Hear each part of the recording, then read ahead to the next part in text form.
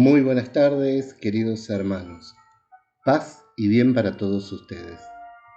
En este día, 27 de junio, la Iglesia hace memoria de la advocación de nuestra Madre Santísima María en la advocación de Nuestra Señora del Perpetuo Socorro.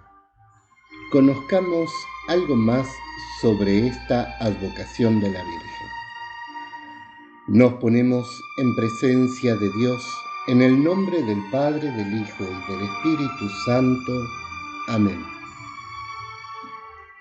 La Virgen del Perpetuo Socorro es una advocación mariana. La imagen original es un ícono procedente de Creta y venerado en Roma en la iglesia de los agustinos a fines del siglo XV y desde 1866 en la iglesia romana de San Alfonso. La datación del ícono es difícil de precisar. Unos lo sitúan entre los siglos X y XI y otros a comienzos del siglo XV. Su festividad se celebra el 27 de junio. Conozcamos su historia. Según una tablilla colocada antiguamente al lado del ícono de los orígenes de la imagen, la cuna de este cuadro fue la isla de Creta, en el mar Egeo. Un mercader cretense robó el ícono de una iglesia, lo escondió entre su equipaje y se embarcó rumbo a otras tierras. En la travesía se desató una violenta tormenta y todos a bordo esperaban lo peor. El comerciante tomó el cuadro de Nuestra Señora, lo sostuvo en lo alto y pidió socorro.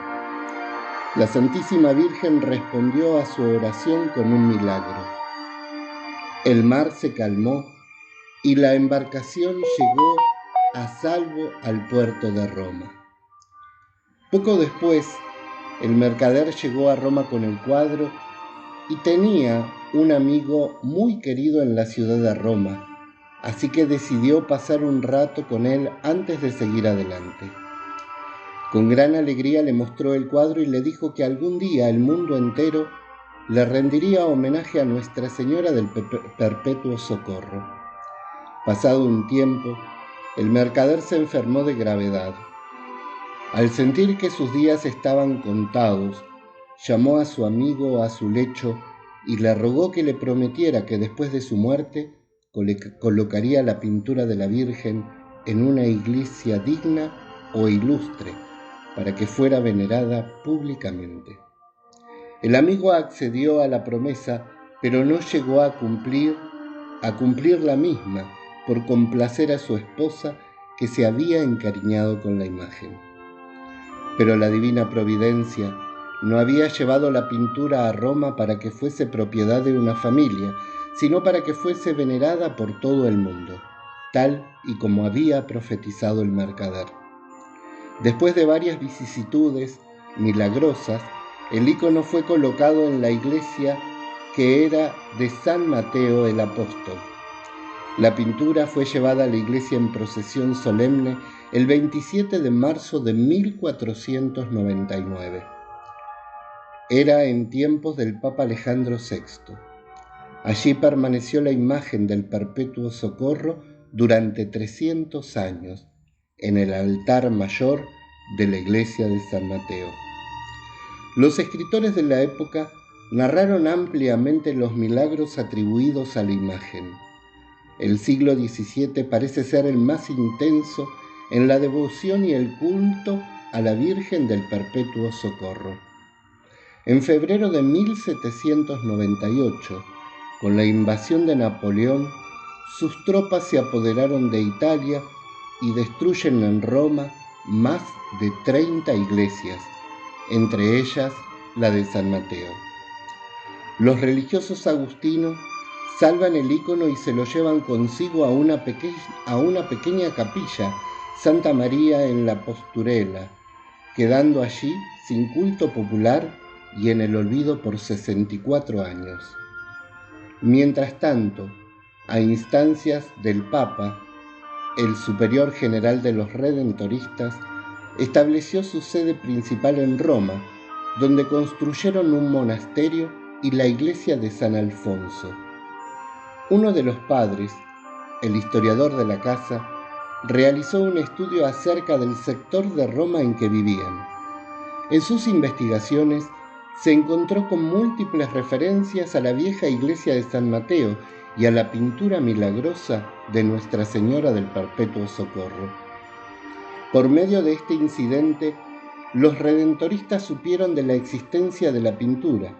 No obstante, ignoraban su historia y el deseo expreso de la Virgen de ser honrada públicamente en la iglesia. Ese mismo año, a través del sermón inspirado de un jesuita acerca de la antigua pintura de Nuestra Señora del Perpetuo Socorro, conocieron los redentoristas la historia de la pintura y del deseo de la Virgen de que esta imagen suya fuera venerada en la iglesia de Santa María la Mayor y la de San Juan de Letrán. El santo jesuita había lamentado el hecho de que el cuadro, que había sido tan famoso por milagros y curaciones, hubiera desaparecido sin revelar ninguna señal sobrenatural durante los últimos 70 años.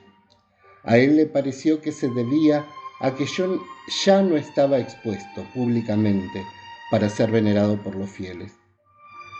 Les imploró a sus oyentes que si alguno sabía dónde se hallaba la pintura, le informaran al dueño lo que deseaba la Virgen.